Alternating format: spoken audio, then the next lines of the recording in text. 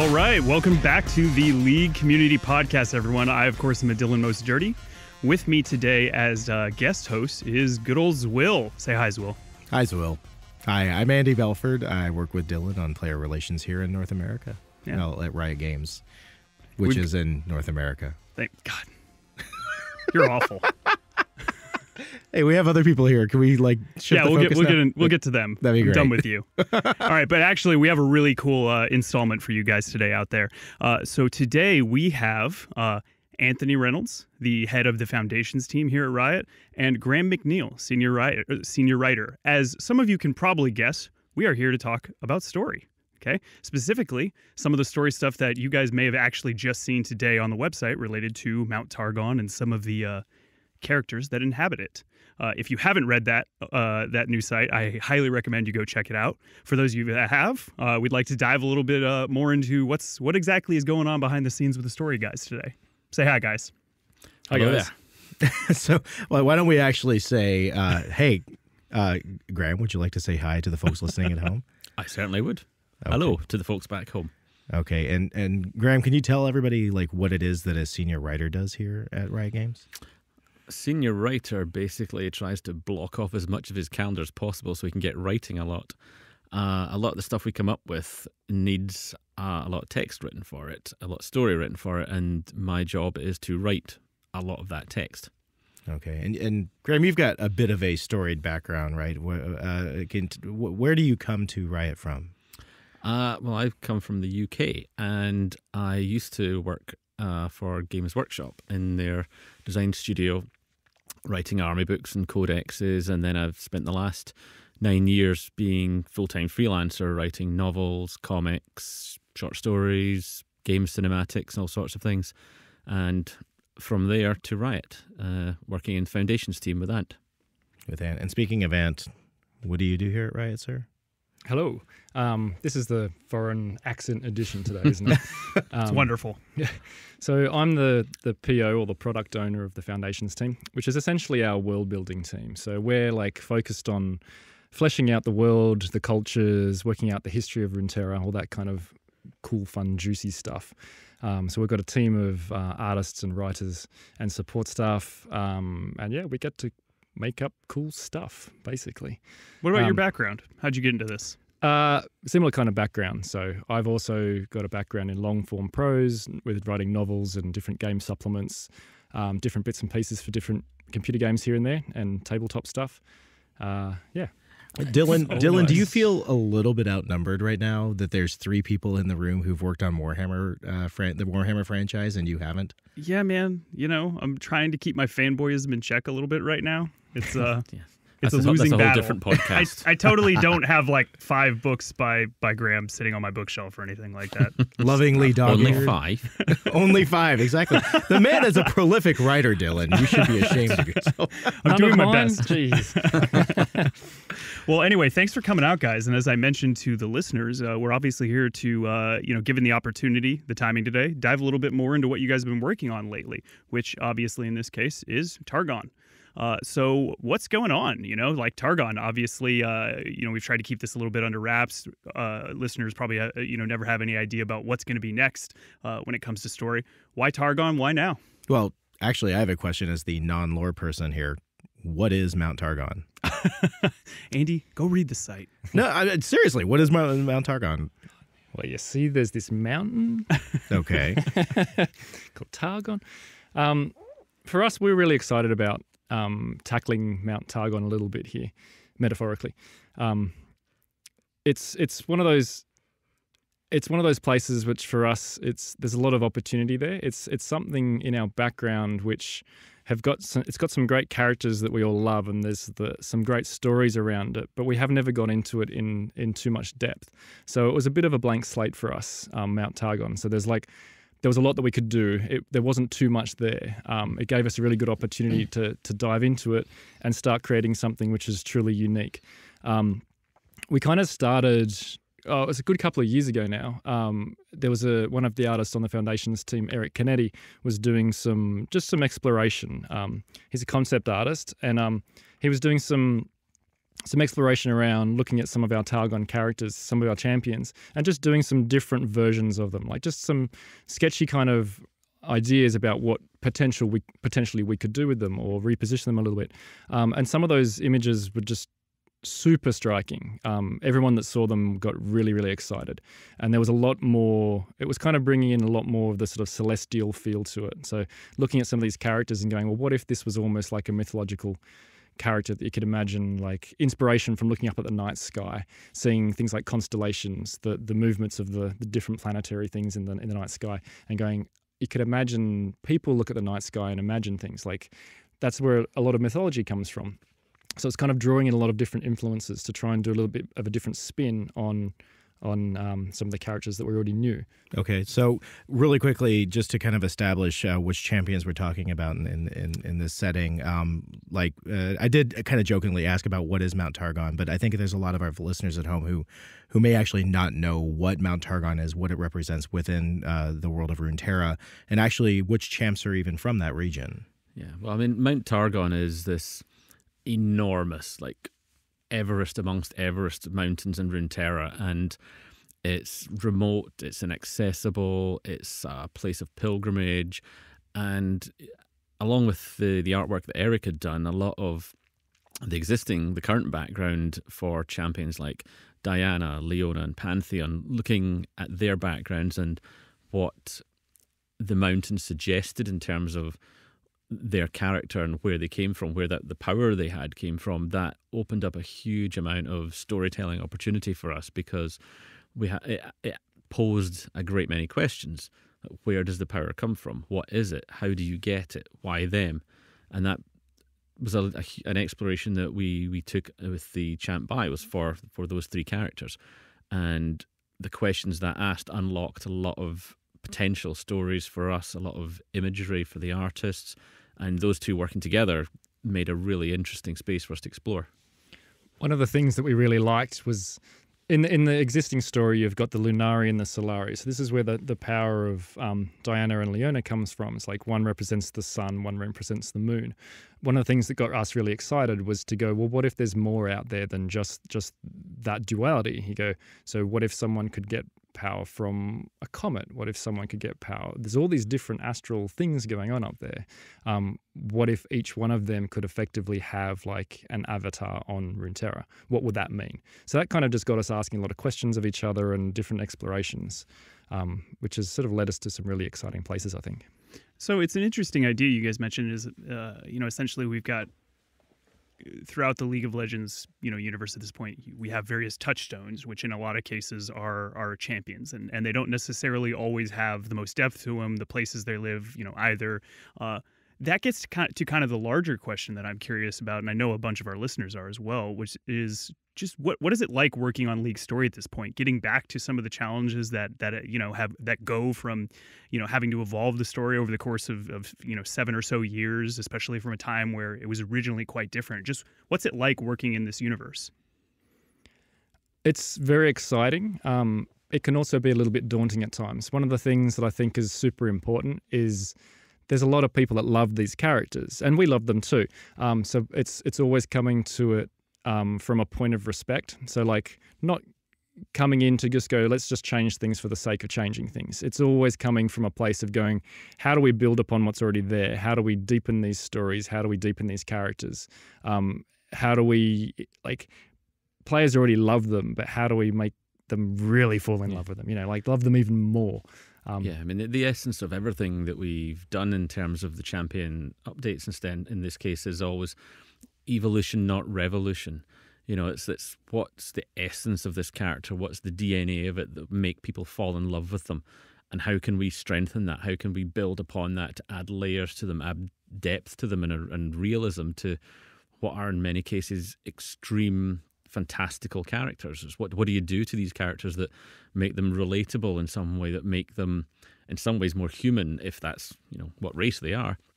And it's just finding ways to give extra layers to them, and in a way that allows us to develop hooks for future stories, future aspects of the pardon the pun, of these champions going forward. So you talk about the essence and the strength of the character. I kind of self-professed earlier, I'm not a lore guy, right? Like I don't really get into the story of things. But in an earlier conversation, Graham, you said, you brought about the point that, anybody who says they don't care about lore is just kind of fooling them a little bit. And I actually reflected on that a little bit more after the conversation. And, for example, Diana is one of my favorite characters to play. I really like her. There's something about her that makes me very happy when I play her. Maybe it's her kit, maybe it's her play style, but what do you think is the essence of Diana that makes me connect with her on kind of that visceral level? Well, Diana's character is one that speaks to a desire for acceptance. I mean, Diana, her character is not originally from Targon. Her parents came to the Targon area, and she was born on the mountain. So, taken in by the Solari faith, she was very much taught and raised in their tenets and so on, but she never felt she fit in. She's always craved acceptance, while at the same time not really feeling that she belonged there, that she was somehow different and didn't quite gel with what was going on. And I think to a degree that's something that all of us at some point can connect to.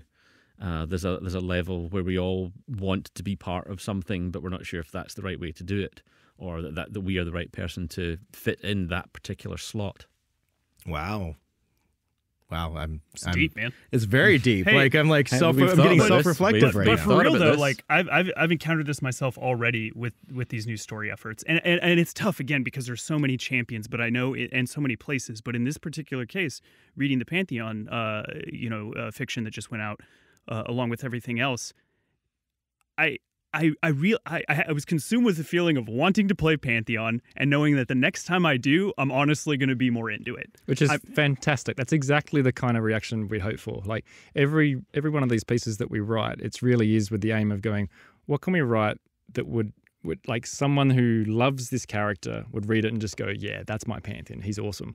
Or someone who doesn't play him would read it and just go, actually, this guy's so cool. I really want to play him now. Yeah, that's the sort of mindset that we really hope. Like that's how we write those. Mm-hmm. So it's gratifying to hear that when that actually exactly. works. And, it's a sort of a motto almost that Ant and I've held true to in all the things that we create over the years. That if you're writing something about a particular champion or a particular army or something, and you don't want to go off and then play it, you're doing something wrong. Sure. And I was writing the ones I was doing. I was writing them and going, yeah, I could go some of this right now. That's a good point. We hadn't covered that. I believe you wrote 2 of them, yes?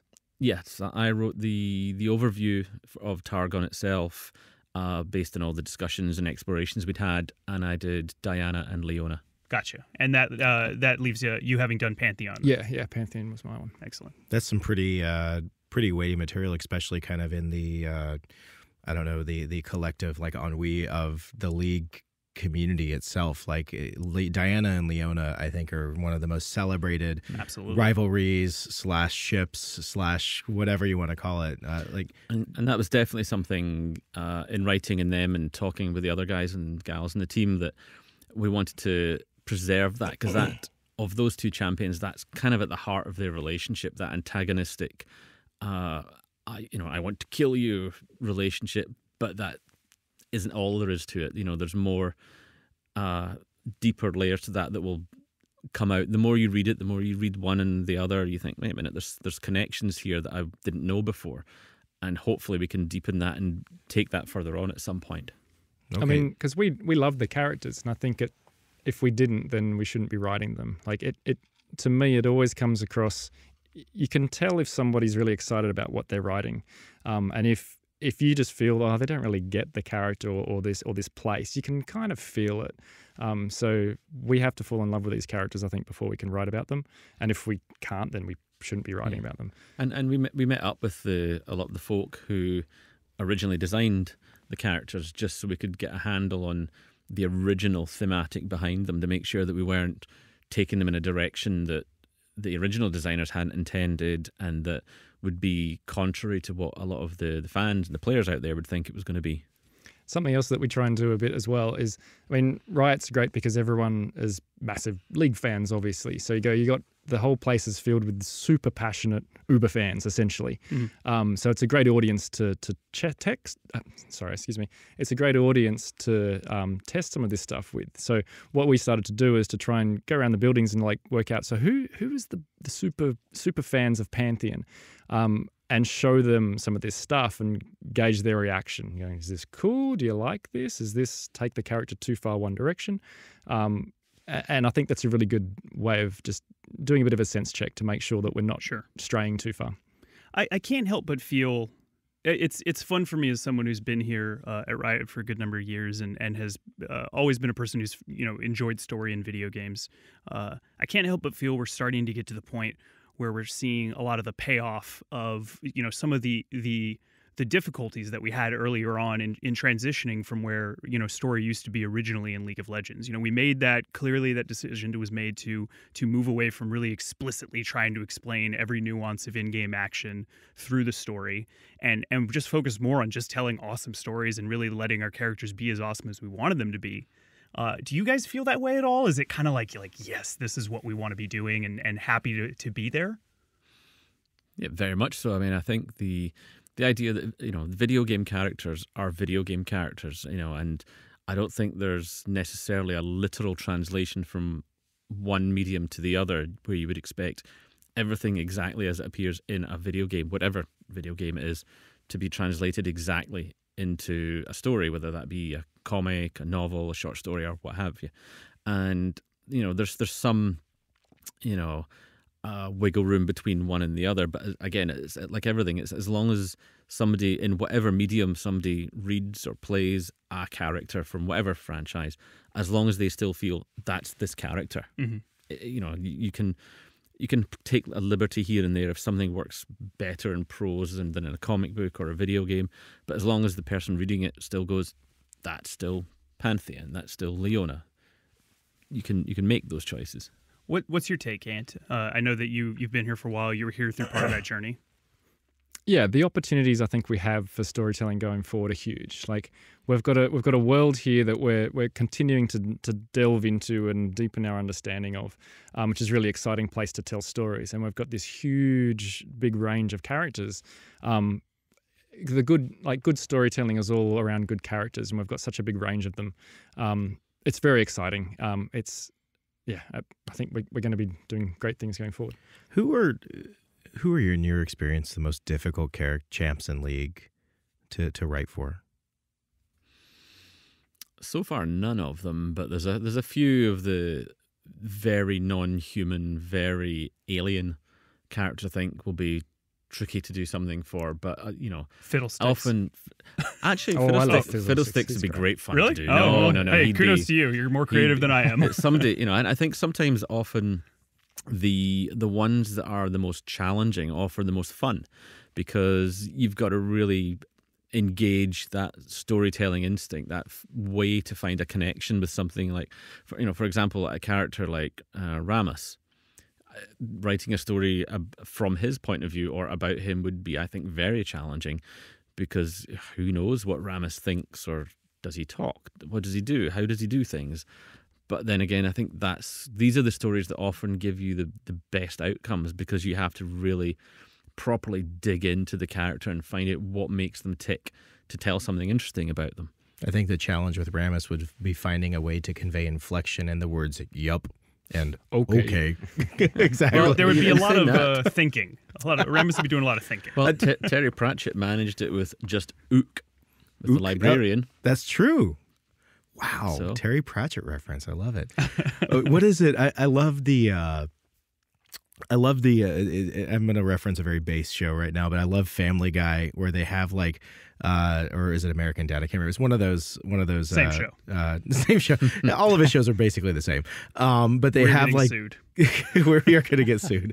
They have the baby girl, and it's like the voice of Sir Ian McKellen, like in her head, and she doesn't say anything, but it's Sir Ian McKellen with this like super eloquent speech about like the grandeur of life and love. It's amazing. That's Ramus, Maybe man. that's what's going on with Yeah, Ramus. he's just so far above that he's just, I can't waste my time talking to these idiots. It's like elephants, the low frequency that they converse in, we just can't hear. That's what he's doing. He's trying to communicate, but can't get across. All right, to get back on track a little bit, I think something that a bunch of players in general, and I'm assuming a high number of our listeners are interested in, is kind of just the plan going forward. On the gameplay front, players might not know exactly what's coming up, but they get the general idea that we'll be patching every 2 weeks, and that there will be off-season balance changes, that type of thing. We're progressively moving through the champions and updating them, and we have a sense of the same thing on the story front in that we seem to be kind of moving from location to location, clustering the champions around those regions in terms of hitting them all at once. Is that kind of the approach that we have going forward, where players can expect similar things as to Shadow and Fortune and Targon in terms of story delivery, or are we kind of all over the place? That's a big question. Yeah, it was. Very big question. I have. Can you tell I have a vested interest? Yeah, I'm not sure how much we can go into it. No, I'm talking about general all of philosophy the above, here. Sure, yeah. Essentially, it's we're looking to find the best stories to tell and the best ways to tell them, and we have like a million and one ideas for types of stories in various formats. It's just figuring out the best way to deliver them is still something we're trying to work out. And in terms of things like bios as well, like some of our bios need a little bit of love. So like we're trying to come back to some of those older bios, or ones that haven't been touched for a little while, or just they're a little lacking in depth, and slowly just come around to doing those ones. Just to, like, we've got so many champions, but every champion's like somebody's favorite. So you don't want all our players to sit there and go, oh, I haven't had something for my champion for years. It'd be really nice. We're trying to like come around and hit a whole bunch of different champions at different times. Speaking of that, actually, like, what regions are you, outside of Targon, what regions are you like most excited to write for? Like, and this isn't a tacit promise, yes, this is next. This is like your personal level of interest with these different regions. Well, going back to a little bit of what Graham was saying before, I think my favorite region is the current one that we're working on, generally. And if it wasn't, I think we'd be doing something wrong with that region.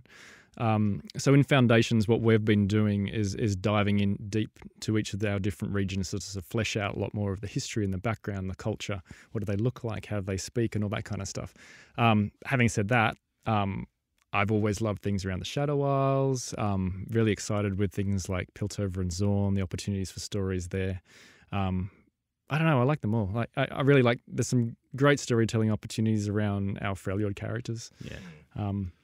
The Freljord has always really appealed to me because I love that whole, icy tundra, civil war, barbarians, and so on. That's always really spoken to my inner Conan, that I really want to delve deep into the ice and the drakes and the long ships at war. That's always really spoken to me. But yeah, as Ant says, a lot of the stuff, the world building stuff we've been doing recently has given me a real yen to dive into something for Piltover and Zorn.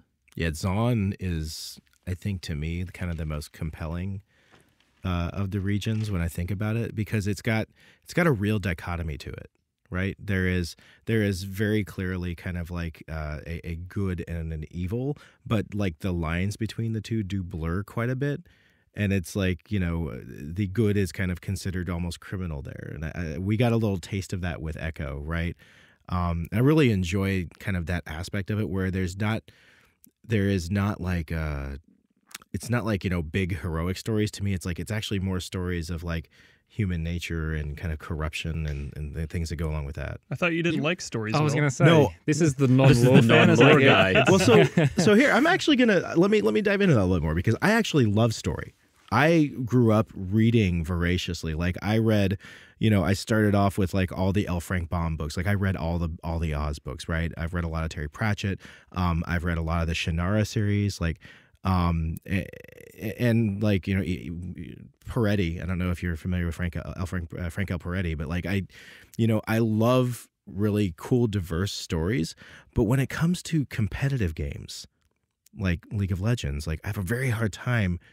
When it comes to competitive multiplayer, I have a very hard time getting into the story, because for me as a competitive player, and I think that there's probably a lot of players out there who identify with this, it's really difficult to get an attachment to a character on that level when I'm thinking about, you know, min-maxing and numbers and stats. And it's like how do you actually, like, how do you get players like me who are interested in that? And I know we touched on that a little bit earlier, but like how does that happen?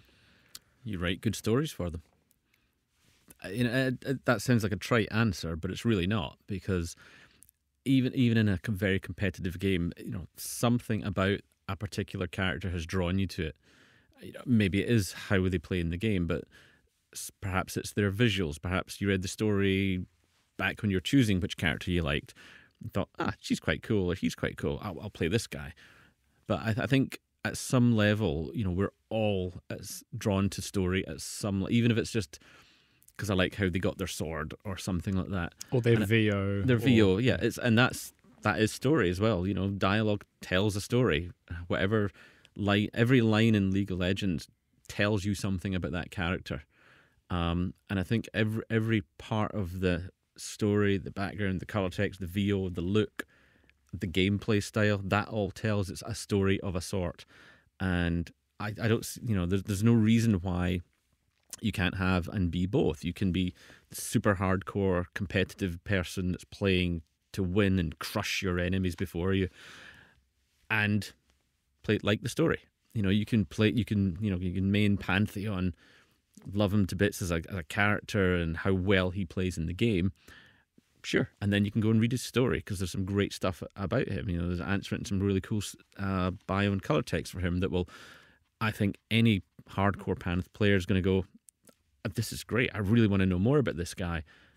And if we can get even just a tiny little hook of that in someone, then job well done. Because I think that is really important. Like, I think even the players that say, I'm not really so much into the lore, but they've like soaked up so much of it through osmosis. Like, they get to know these characters anyway, just through playing them and hearing their VO lines and stuff. So they've already got a pretty solid understanding about what our champs are. So you put that into one of those characters into a story, and they're instantly going to know, that is the Pantheon that I know. Or actually, that doesn't feel like Pantheon. You know, you'll butt up against that. But I think just through playing the game, you're automatically getting to understand these characters a hell of a lot more than I think part of it too is that really you got to get down to the fact that story is so much more than words. You guys touch a lot more of characters these days, essentially, and their makeup and everything about them than just, you know, the written story that shows up on the website or anything like that. Like, imagine if Garen was just a stick figure who didn't have any lines or anything. Well, and particularly the guys that are working like on the champs and stuff. Like, there's so much more work that goes into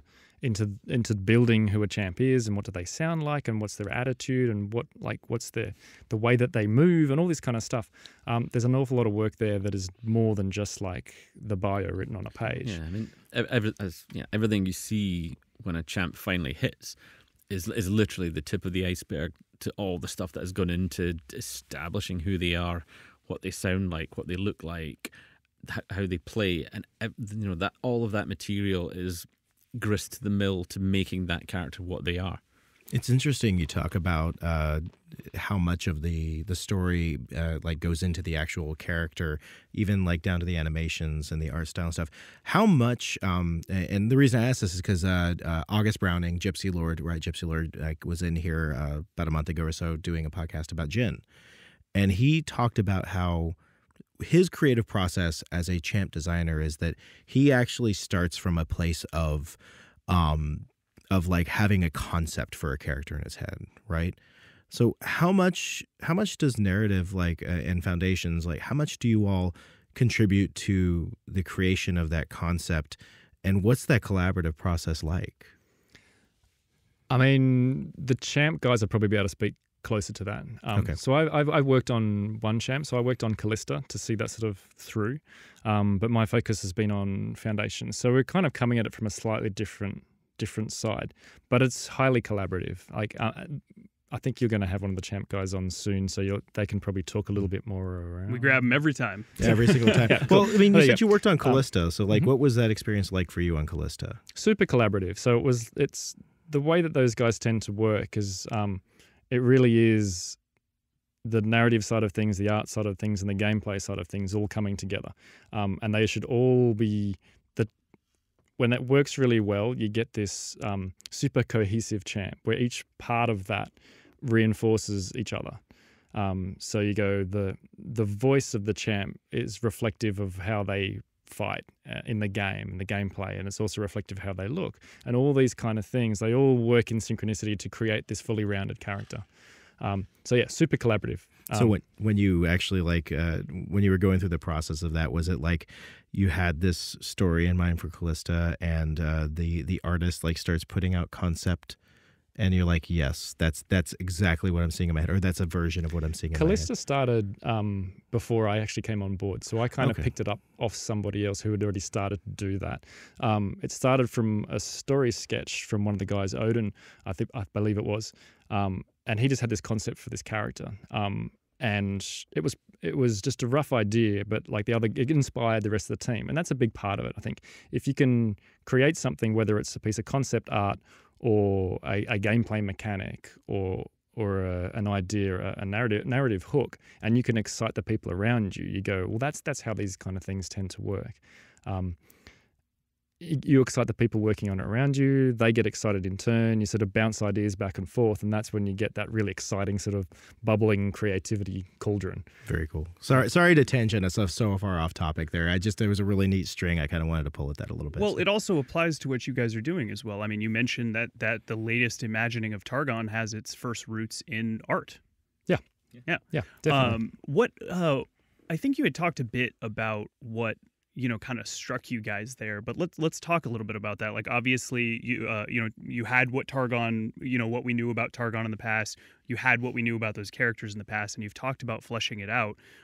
Where's Targon going in the wider sense of Runeterra? Like, what does it represent? What is its place in the world?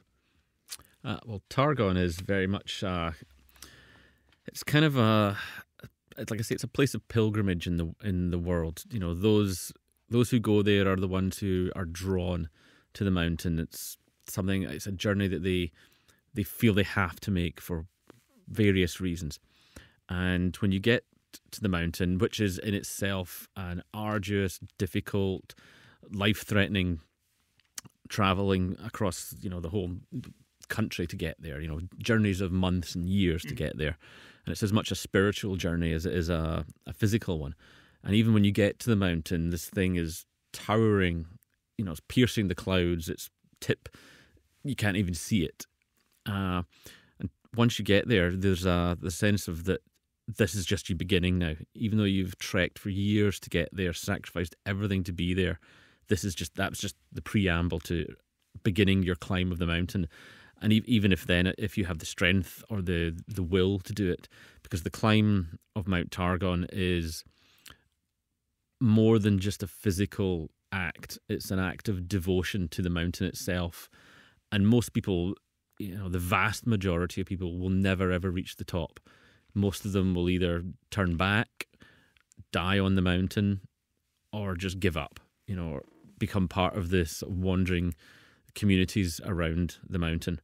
But the very, very few, the ones of sufficient whatever, will perhaps survive to reach the top, because the mountain judges you at every step of the way. You are not climbing the mountain as a mere mortal. You are climbing the mountain being tested by it and judged on every single level on criteria you can't even begin to imagine. And the very few, the very lucky or blessed or cursed as it may turn out to be, few that reach the summit of the mountain, well, what happens to them there is something incredible to them. Yeah, as those stories dive into, that's some heavy stuff, man. Well, it could be incredible to some of them. Like, Yeah. one of the ideas is that actually the few that get up there, maybe the majority of those ones get there and go, there's actually nothing there. There's nothing there for them. Like the mountain, they've got to the top, but the mountain hasn't opened up to them, as you will. And they just go, they're obviously not ready. One question that this brought to mind for me, and it wasn't originally something I associated with Targon, was the fact that it feels like we've increasingly lately been diving into, I don't want to say call it the spiritual side of things, in terms of there being other universes beyond the physical one that we're observing. We've seen that with Bard. We saw that a bit with just generally the Shadow Isles seem to be a place where that veil is very thin. And then even now, similar thing happening with Targon, where, in the right situation, someone can see the realm beyond. That leaves me with a lot of questions about just what, the state of kind of Runeterra is along those lines. Well, what's the spirituality of Sorry, Runeterra? I'm using a yeah. I mean to use a slightly more kind of a standard term, like what is the spirituality of Runeterra? Is it, is it like a higher power type of thing, or is it, and not to like put like a label on it, but like that could be anything, right? Well, that's certainly something that we talked about in the explorations for what Targon was and what lay beyond the veil. But certainly that's something for another day, because sure. we don't want to spoil everything just now, because there are there are greater powers at work and around and part of Runeterra that have shaped it in the past and will maybe go on to shape it. Okay, it's just been interesting to see that it we are, there are ways to take a universe where it can be an intensely physical place, but it seems like we've really been diving into the idea that Runeterra will be fluid, essentially, in that way. There are other parts that we don't perceive. And the fact that you're asking that question and wanting to know more about that, I think, is part and parcel of the job that we do. Is we don't want to tie every knot behind us. We don't want to answer every single question, because a lot of the fun of this is allowing the players to come up with stories. You want to give room for the creativity amongst the community to say, well, I think it's this, or here's a story where I've invented a thing based on some of the gaps that have been left in the story. And, it's an old maxim of never be too tidy with your backstory, because you want threads to pull on at a later date. You want to leave gaps that you might invent something cool that is just the perfect fit for that gap. And you want to leave room for the players to come up with their own theories and start discussions about what X might be or Y might be. Because if you have people talking about your background, you've won. You've got a great thing going on, that you've interested people enough that they want to fill in the gaps. They want to fill in what it could be. Oh, I will say you've got me interested in Targon. Like in my head, I'm picturing this kind of cross between Mount Olympus and Mount Everest and Jerusalem, to be kind of honest, because with that the kind of like the Lunari, the Solari, I don't even know if there are other like factions within Mount Targon, but it seems like this kind of all at once place of reverence and extreme conflict, which is really kind of interesting to me. So stop messing with our heads, Graham. Too late. I will say this: if the higher power in Runeterra ends up being a 5,000-year-old God Emperor attached to an overblown life support machine, I will be very disappointed. Oh, now we're definitely getting 10,000, please. 10,000. 10,000. Excuse me, 10,000 years. I'm sorry. That does get Lord to Police. I mean, you just right, Andy. I mean, you just need to think of all the mythology and all the different interesting stuff in our world, and like think of like, and this is a world that is full of magic and different creatures and all this kind of stuff. It's like we can have so much fun with that. Yeah. So because Targon is basically, Targon unlocks the door to a million other kinds of stories. Runeterra is a great setting. You can have the down and dirty stories in the guts of Zon. You can have cosmic stories told through the background of Targon, and everything in between. But unlocking Targon gives us access to all manner of different new types of story. So you've mentioned that right now, obviously, given the vast scope of what we have to work on here, between all the different regions, all the different champions that are so deserving of story, that we're really focused on hitting some of the problem areas, laying out the foundations. Obviously, that's what your team does, and so it necessarily means to some extent we are going to be hopping around. Yes. Mm-hmm. So, is there do do we see ourselves going further than that, like 10 years down the road? Do we want a kind of like tight whole universe or anything like that? Obviously, that's not something that's going to be happening anytime soon. But is that something we want? One of the things we want to do with Foundations, we never want to be too restrictive or constrictive. It's like you want to always have lots of room to go into different directions. So we can flesh out the world a little bit more and understand it a bit more and understand the cultures a bit more, but we should always leave lots of areas, lots of room to play, lots of room to introduce new characters, new races, new places. There should always be heaps of room for creativity. So I would never want us to get into a place where it's super restrictive. So that makes a lot of sense, actually. I'll confess, I'm one of those people who like wants that kind of thing. Like I want to know the geopolitics and all that stuff. But what you said, it actually made me remember one of the core things, which is that the champions are the point of the game, and it would be terrible to actually have in such an overly wrought story that we're actually constricted from implementing a cool idea. We're like, yeah, this guy's really awesome. We're really excited about this concept. Needs to be a new race though. Oh, can't do that. No, doesn't work with the world. There should always be room to explore, always room for new things. Yeah. I mean, everything we're doing is there to inspire that level of creativity throughout Riot, throughout the players as well. We want to Foundations is designed to craft a world for people to play in.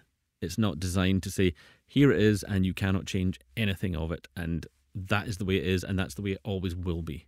It's why we called it Foundations. It really is just the foundation that the other product teams and players and everyone can build upon. So it's kind of just like a sign saying like, Demacia is kind of in this direction. Now go play and create cool stuff. Gotcha. What do you guys think of the energy that the community has poured into that? I know obviously I'm dealing with North America for the most part, and to some extent just English speaking players. But I know in places all around the world, Brazil and everything, they're deeply passionate about story and have created a lot of their own material. Is that something that you guys really want to be seeing?